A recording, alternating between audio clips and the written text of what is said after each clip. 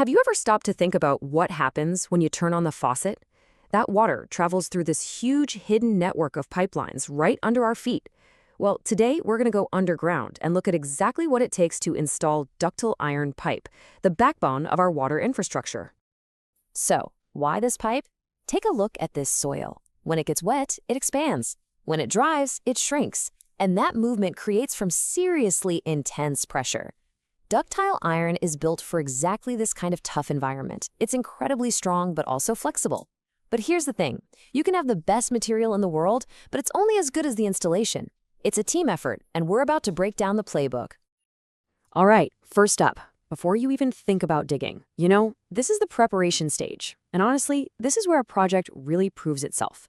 Get this right, and you're set up for success. So, before a single shovel of dirt is moved, there are 3 things that have to happen. First, unloading and handling. You've got to treat these pipes with care. Second, a thorough inspection of every single piece. And third, site prep. A clean, organized site isn't just about looking professional, it's about efficiency and safety. If you skip any of these, you're just creating problems for yourself down the road. And let's just zero in on that inspection piece for a moment. It sounds so basic, right? Just give it a once-over. But imagine a tiny hairline crack from the truck ride. If you miss that, it could become a massive failure once it's buried and under pressure. This one simple check can literally save a project from disaster. Okay, so our materials are checked, the site is ready to go, and now we can finally break ground. But listen, we're not just digging a ditch here. We're creating a home, a carefully engineered environment where this pipe is going to live for, ideally, the next 100 years or more. You see, a proper trench isn't just a hole. It's dug to very specific dimensions. You even dig out special joint holes so the pipe rests evenly on its barrel, not on the joint itself. That is absolutely critical. And if you run into rocky ground, you dig a little deeper and add a soft cushion of granular material. Every single detail is designed to support the pipe and prevent any unnecessary stress. And that supportive cushion? It's called bedding. You have to think of it less like dirt and more like an engineered foundation. Its whole job is to evenly spread out the massive weight of the soil and everything above it, making sure there are no pressure points that could cause a failure years from now. And now for the main event, laying and joining the pipe. This is where real craftsmanship comes into play. It's all about making that perfect watertight connection every single time. Now this is a fantastic pro tip right here. You can't just jam a joint together at an angle. If you try, you put a ton of stress on the bell, that's the wider end of the pipe, and you can mess up the gasket. The right way to do it is to make the connection perfectly straight, and then you can gently shift the pipe to follow the curve of your trench. And this right here shows you exactly what we're talking about. On the left, that gasket is all bunched up. That's a guaranteed leak, no question. But look at the right. It's perfectly seated all the way around. The difference between a success and a failure really can be this one small detail. So, how do you nail that perfect seal? It's a pretty straightforward 4-step process. First, everything has to be completely clean. No dirt, no grit. Then, you squeeze the gasket into a heart shape, pop it in, and press it evenly into the groove. But the most important part is this final check. You have to physically feel around the gasket to make sure its heel is locked in place. It's as much about feel as it is about what you can see. Okay, on to section 4. The pipe is in the ground, but now we have to protect it from the ground. It sounds weird, but some soils can actually be pretty aggressive and corrosive to iron. So we have to give the pipe its own personal raincoat. And that raincoat is what we call polyethylene encasement. It's basically a durable plastic tube that gets wrapped around the pipe.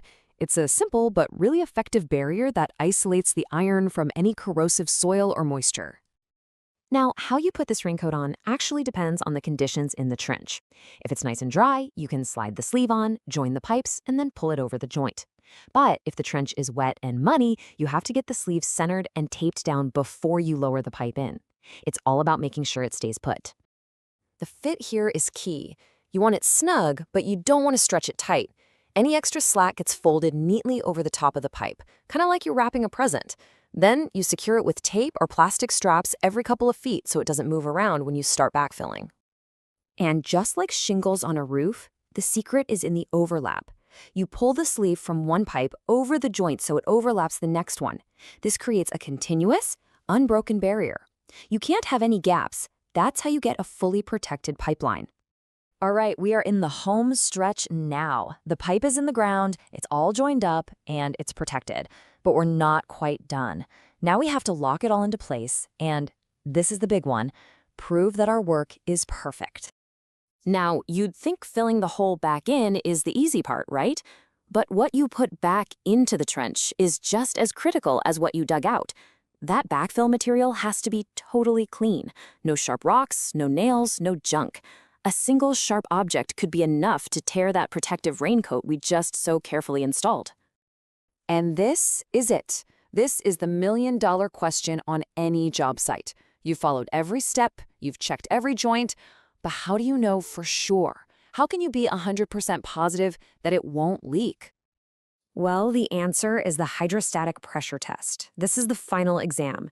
You fill the entire pipeline with water, get every last bubble of air out, and then you crank up the pressure, way higher than I'll ever see in regular service.